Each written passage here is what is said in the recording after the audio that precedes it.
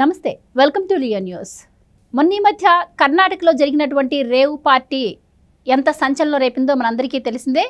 దీనిపై ఇటు కర్ణాటక కావచ్చు, ఇటు తెలుగు రాష్ట్రాలకి సంబంధించినటువంటి చాలామంది సినీ రాజకీయ ప్రముఖుల పేర్లు కూడా వినిపించాయి. అందులో ముఖ్యంగా వైసీపీ మంత్రి అయినటువంటి కాకాని గోవర్ధన్ పేరైతే ప్రముఖంగా వినిపించింది. ఇక ఆ తర్వాత మరి ఆయన బయటకు వచ్చి చాలా సంజాయిషి ఆయన ఇచ్చుకునే ప్రయత్నం చేసినా కూడా ఇప్పుడు తవ్వే కొద్ది నిజాలు బయటకు వస్తున్నట్టు ఇప్పుడు వైసీపీకి సంబంధించినటువంటి చాలామంది ప్రముఖుల పేర్లు కూడా బయటకు వస్తున్నాయి. అయితే ఆ పార్టీకి సంబంధించినటువంటి అరుణ్ కుమార్ని కూడా A2గా కర్ణాటక పోలీసులు అయితే గుర్తించారు. ఇక ముఖ్యంగా చెప్పుకోవాల్సింది ఏంటి అంటే అక్కడ సజ్జల భార్గవ్ పేరు కూడా ప్రముఖంగా వినిపిస్తుంది. అసలు సజ్జల భార్గవ్కి కర్ణాటకలో జరిగిన రేవ్ పార్టీకి సంబంధం ఏంటో తెలుసుకునే ప్రయత్నం చేద్దాం. దీని గురించి మరిన్ని అప్డేట్స్ తెలుసుకునే ప్రయత్నం చేద్దాం. మనతో ఉన్నారు సీనియర్ పొలిటికల్ జర్నలిస్ట్ డివి శ్రీనివాస్ గారు. నమస్కారం సార్. నమస్తే సార్, మొన్న ఈ మధ్య కర్ణాటకలో జరిగినటువంటి రేవ్ పార్టీలో కాకాని గోవర్ధన్ గారి పేరు వినిపించింది. అయితే స్టిక్కర్ ఉంటే నేను ఉన్నట్టేనా, అసలు ఆ స్టిక్కర్కి ఆ కారుకి నాకేం సంబంధం లేదని చెప్పి ఆయన వివరణ కూడా ఇచ్చారు. మరి ఆ తర్వాత ఆ కేసు గురించి కొంచెం పక్కదోవ పట్టినట్టే పరిస్థితులు అయితే కనిపించాయి. ఎందుకంటే మళ్ళీ సినిమా ఇండస్ట్రీకి సంబంధించిన వాళ్ళనే ఎక్కువగా పిలవడం, టెస్టులు చేయడం అవి చేశారు. అయితే ఈరోజు వైసీపీకి సంబంధించినటువంటి ఇంకో ఇద్దరు పేర్లు వినిపిస్తున్నాయి. ఒకళ్ళు A2గా అరుణ్ కుమార్ అయితే, ఇంకొకళ్ళు అయితే సజ్జల భార్గవ్ అంటున్నారు. అసలు ఏంటి సార్, సజ్జల భార్గవ్ పేరు ఇందులో ఎందుకు వినిపిస్తుంది? ఆయనకు ఈ రేవు పార్టీకి సంబంధం ఏంటి? ఇంకా ఎంతమంది వైసీపీ వాళ్ళు దీంట్లో బయటకు వచ్చే అవకాశం ఉంటుంది? బెంగళూరు రేవ్ పార్టీ సూత్రధారి సజ్జల భార్గవరామ్ అనేది ఇవాళ వస్తున్న దాంట్లో కథనాలు కానీ, సోషల్ మీడియాలో కానీ, మెయిన్ స్ట్రీమ్ మీడియాలో కానీ సజ్జల భార్గవ్ మనం ఎప్పుడు చూసాం ఆన్ స్క్రీన్ కరెక్ట్గా వారం రోజుల క్రితం ఏది జగన్మోహన్ రెడ్డి బెంచ్ సర్కిల్లో ఐప్యాక్ ప్రతినిధులతో భేటీ అయ్యారు. అప్పుడు జగన్మోహన్ రెడ్డి ఆ టీము పక్కన సజ్జల భార్గవ్ లండన్ వెళ్ళిపోయారు. CM Bhargav jump, I-PAC team కూడా అక్కడ జంప్ అయిపోయింది. అక్కడ ఏదో బెంచ్ సర్కిల్ ఆఫీస్లో 2 అంతస్తులు వాళ్ళు ఖాళీ చేశారని చెప్పి, వాళ్ళు ఏదో మాకు డబ్బులు ఇవ్వాలి ఎగ్గొట్టారని చెప్పి అక్కడ కార్ల యజమానుల ట్రావెల్స్ వాళ్ళంతా వచ్చి 4 నెలల బకాయిలు వీడు పేరబెట్టిపోయారు, అసలు వీళ్ళేంటి జంపా అని వాళ్ళు ధర్నా చేసిన పరిస్థితుల్లో మనం కథనాలు కూడా చూసాం. భార్గవ్ ఏమయ్యాడు? సీఎం లండన్ వెళ్ళాడు, అది వేరే విషయం. వాళ్ళ నాన్న సజ్జలు కూడా ఈ మధ్య మీడియాలో మనకు కనపడతలేదు. ఆయన కూడా ఏదో ట్వీట్లు చేస్తున్నాడు తప్ప ఆయన కూడా రావటం లేదు. అటు సీఎం లండన్ వెళ్ళటం ఏంటి, ఇటు ఈ తండ్రి కొడుకులు జంప్ అవ్వడం ఏంటి, అసలు ఐప్యాక్ ఆఫీస్ అంతా ఖాళీ అయిపోవడం ఏంటి, ఇవ్వాల్సిన డబ్బులు ఇవ్వకుండా ఎగ్గొట్టి పారిపోవడం ఏంటి అనే దీంట్లో ఏం జరిగింది? కష్టపడ్డారు, ఎన్నికలకు బాగా చెమట ఒడిచారు, పార్టీ చేసుకున్నారు. తర్వాత వీళ్ళందరికీ ట్రీట్ బెంగళూరు రేవ్ పార్టీయా? ఇప్పుడు అక్కడ ఉన్నది కేవలం ఫిల్మ్ సెలబ్రిటీసా? ఎవరో పేరు కూడా, సినిమా యాక్టర్ పేరు కూడా వచ్చింది, ఏది హేమ అని చెప్పి 138 మంది పట్టుకున్నారు. అక్కడ శాంపుల్స్ తీశారు. ఆ హేమ రామ అని నేను అక్కడ లేనంటూ ఆమె ఏదో కోర్టు తగిలించుకుని మళ్ళీ వీడియో వదలటం, లేదు ఆమె అక్కడే ఉందని చెప్పి అసలు కమిషనరే చెప్పటం, ఆమె శాంపుల్ కూడా తీసుకున్నామని ఆయన అంటాం, ఈమె మళ్ళీ ఇంకో వీడియో వదలటం బిర్యానీ చేస్తున్నట్టుగా చాలా ఆపసోపాలు పడిన దీంట్లో 80 మంది పైగా పాజిటివ్ వచ్చింది. ఇప్పుడు A1, A2, A3 అట్లా ఒక 5గురిని అరెస్ట్ చేసిన దాంట్లో A1 వాసు అని ఆడెవడు విజయవాడ అక్కడ మరి నడమంత్రపు సిరి వాళ్ళ అమ్మేదో దోశలు వేసుకునే స్థాయి నుంచి ఈ అబ్బాయి 100 కోట్ల విల్లాలు ఎలా బెట్టింగ్ల ద్వారా వచ్చాడు, కథలుగా మనం మీడియాలో చూస్తున్నాం. A2 ఇవాళ చూసాం, ఎవరు? అరుణ్ కుమార్. A2కి మరి రాష్ట్ర ముఖ్యమంత్రి జగన్మోహన్ రెడ్డితో సంబంధాలు, ఏదో ఫోటో కూడా చూసాం, ఏది అరుణ్ కుమారు జగన్మోహన్ రెడ్డి. అట్లాగే జగన్మోహన్ రెడ్డి బాల్య స్నేహితుడు సీనియర్ ఎమ్మెల్యే గడికోట శ్రీకాంత్ రెడ్డి అరుణ్ కుమార్ ఫోటోలు కూడా చూసాం. అదేదో చిత్తూరు జిల్లా తవణంపల్లి మండలమో ఏదో అతను అన్నట్టుగా, ఎవరిది? అరుణ్ కుమార్.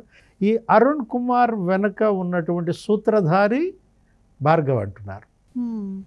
భార్గవ్కి రైట్ హ్యాండ్ అరుణ్ కుమార్ అనే ప్రచారం సాగుతున్న దాంట్లో ఇప్పుడు ఈ వాస్తవాలు ఎవరు వెల్లడించాలా? అవి ఖండించాల్సింది ఎవరు? తండ్రి ఖండించాలా సజ్జల, లేదు కొడుకే ఖండించాలా భార్గవ్? వీళ్ళ పేర్లే ఎందుకు వస్తున్నాయి? ఇన్ని రాజకీయ పార్టీలు ఉన్నాయి, జరిగింది ఎక్కడ? బెంగళూరు శివారుల్లో. అక్కడ కాంగ్రెస్ పార్టీ పేర్లు వచ్చినాయా, అక్కడ బీజేపీ వాళ్ళ పేర్లు వచ్చినాయా, తెలుగు రాష్ట్రాల వాళ్ళ పేర్లే వచ్చాయి. ఇక్కడ సెలబ్రిటీస్, ఫిల్మ్ ఇండస్ట్రీ. సరే, ఎక్కడ డ్రగ్స్ దొరికినా తీగలాగితే కదులుతున్న డొంక ఆంధ్రప్రదేశే. జగన్మోహన్ రెడ్డి మనకి తెచ్చినటువంటి క్రెడిట్ అది.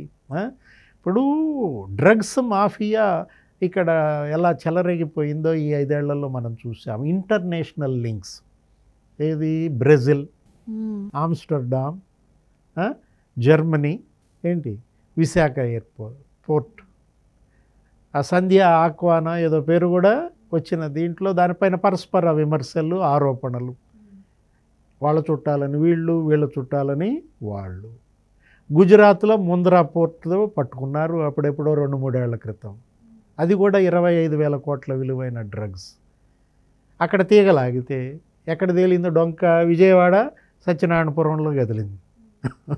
ఎలా ఆంధ్రప్రదేశ్ డ్రగ్స్ మాఫియా కేంద్రంగా మారిందో మనకు కనపడుతోంది. ప్రధాని మోడీ, అమిత్ షా అందరి విమర్శలు అదే.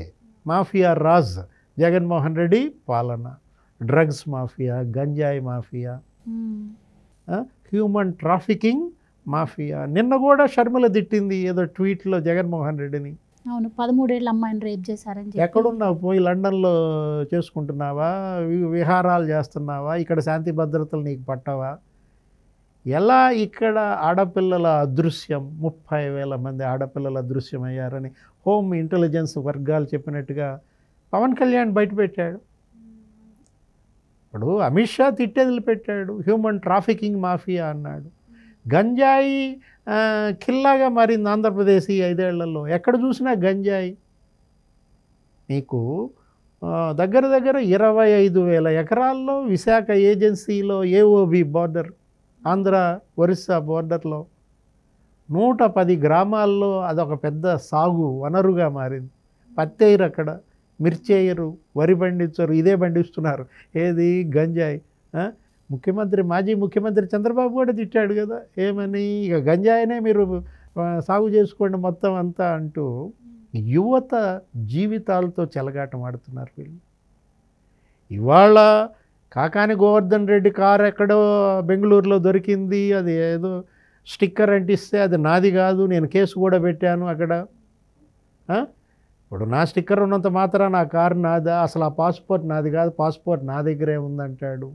మనం చూసాం సోమిరెడ్డి వర్సెస్ కాకాని. నిన్నటిదాకా ఆ ఎపిసోడ్, నీకు ఎపిసోడ్ 1, ఎపిసోడ్ 2 సవాళ్ళ మీద సవాళ్ళు కూడా నడిచిన దీంట్లో సోమిరెడ్డి తిట్టు వదిలిపెట్టాడు.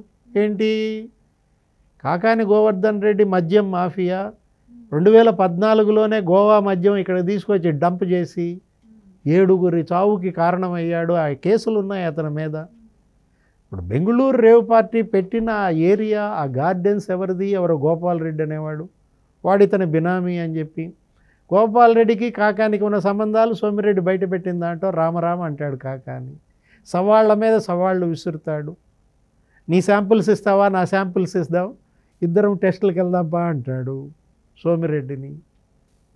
ఇప్పుడు ఇవాళ మీరన్నట్టుగా ఎక్కడో జరిగింది రేవ్ పార్టీ బెంగళూరులో, కానీ ఎవరి పేర్లు వస్తున్నాయి? వైఎస్ఆర్ కాంగ్రెస్ పార్టీ వాళ్ళ పేర్లు వస్తున్నాయి. కాకాని గోవర్ధన్ రెడ్డి నిన్నటిదాకా వస్తే ఇవాళేమో జగన్మోహన్ రెడ్డితోనే A2 ఫోటో, శ్రీకాంత్ రెడ్డితోనే A2 అరుణ్ కుమార్ ఫోటో. అసలు ఆ A2 అనేవాడు, అరుణ్ కుమార్ అనేవాడు ఈ భార్గవ్కి రైట్ హ్యాండ్ అనే ప్రచారాలు. వీటన్నిటికీ కూడా సమాధానం చెప్పాల్సింది వైఎస్ఆర్ కాంగ్రెస్ పార్టీ. వీటన్నిటికి కూడా మూల్యం చెల్లించాల్సింది కూడా Jaganmohan Reddy. Right sir, thank you so much. నమస్తే.